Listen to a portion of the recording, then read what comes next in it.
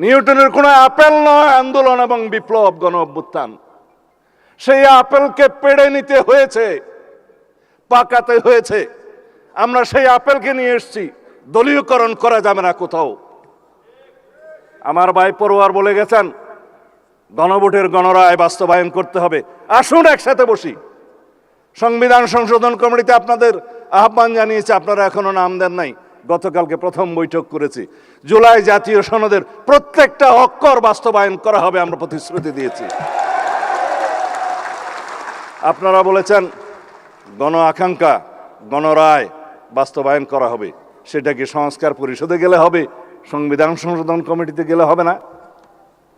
আমি একবার বলেছিলাম তাল ধপ করিয়া পড়িল না পড়িয়া ধপ করিল এক কথাই, বাট কনস্টিটিউশনাল প্রসিডিউর হচ্ছে অ্যামেন্ডমেন্ট নেয়া।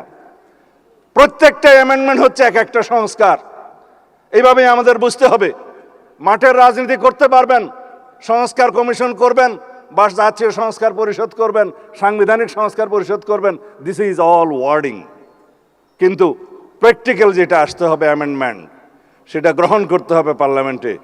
And that would be the 18th amendment of the constitution, which would be historic constitution in our century, যেটার প্রত্যাশা নিয়ে আমাদের শহীদরা শহীদ হয়েছেন, যে আকাঙ্ক্ষা নিয়ে গণ অভ্যুত্থান হয়েছে, যার জন্য আমরা সংগ্রাম করেছি।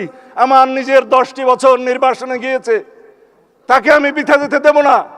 গুম কমিশন আমরা অধ্যাদেশ পাশ করি নাই, কিন্তু গুমের উপর প্রতিকার এবং গুম প্রতিরোধ আইন নিয়ে এসেছি। আগামী পার্লামেন্টে আসবে ইনশাআল্লাহ। এই মুক্তির মন্দির সোপান একদিনে নির্মিত হয়নি। এই সোপান নির্মিত হয়েছে 2009 থেকে শুরু করে 2024 পর্যন্ত। আমরা বলি সেই মানুষ হন, be that personality whom man follows. তিনি হচ্ছেন বেগম খালেদা জিয়া।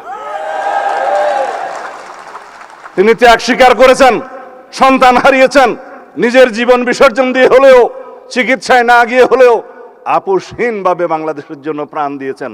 আজকে শুয়ে আছেন এই আমাদের পাশে। তার অবদান নেই? 36 কি এমনিতেই হয়েছে জুলাই? দীর্ঘদিনের এক এক দিনের বিন্দু বিন্দু জমে আমাদের এই সিন্ধু হয়েছে,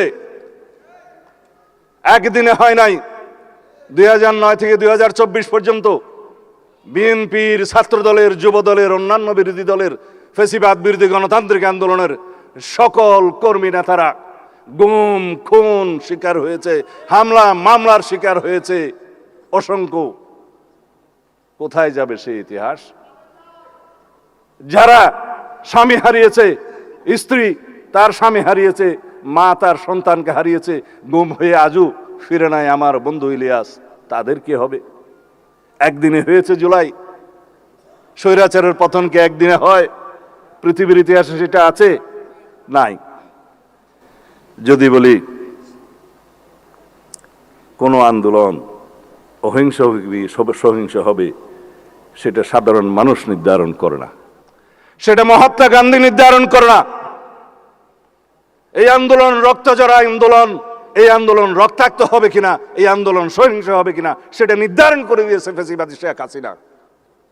আমরা প্রতিবাদ করেছি, আমাদের ছেলেরা মেয়েরা প্রতিবাদ করেছে, শূন্য হাতে রক্তাক্ত হয়েছে, রক্তে রঞ্জিত হয়েছে, শহীদ হয়েছে, রাজপথ পিচ্ছিল করেছে, তারপরে গণ অভ্যুত্থান হয়েছে, ফ্যাসিবাদের মুক্তি হয়েছে।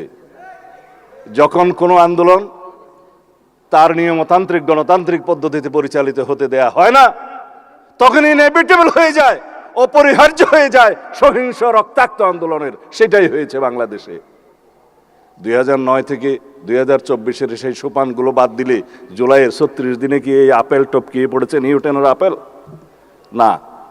বন্ধুদের বুঝতে বলবো, যারা জুলাই চেতনার উপর নির্ভর করে রাজনীতি করছে, সেই রাজনীতি করা যাবে না। 71-এর চেতনাকে বিক্রি করতে করতে ফ্যাসিবাদী শেখ হাসিনা দিল্লি যেয়ে বসে আছে। আমি অনেকবার বক্তব্য দিয়েছি, শেখ হাসিনা এবং আওয়ামী লীগের রাজনৈতিক মৃত্যু হয়েছে ঢাকায়, দাফন হয়েছে দিল্লিতে। কেন বলেছি? তারা এই চেতনা বিক্রি করতে করতে বাংলাদেশকে এমন একটা জায়গায় নিয়ে গিয়েছিল, যারা মুক্তিযুদ্ধের চেতনা বললে মানুষ ঘৃণা করত। আমরা যেন জুলাইয়ের এই চেতনাকে কোনোদিন অসম্মান না করতে হয়, সেই রকম রাজনীতি করি।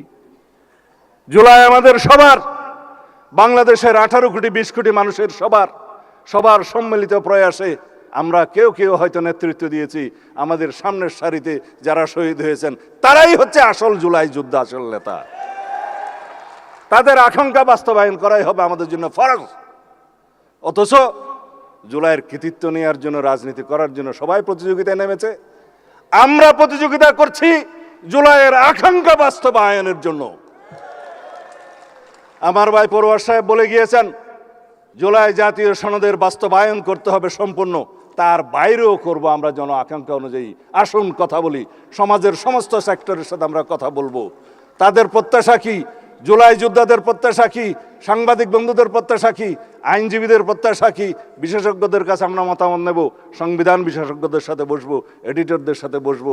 আমরা এমন একটা সংবিধান সংশোধনী আনতে চাই যেই সংশোধনী নিয়ে আমরা অনেক বছর চলতে পারবো। কারণ বারবার জুলাই আসে না, বারবার ৭১ আসে না, বারবার বাংলাদেশে গণ অভ্যুত্থান হবে না।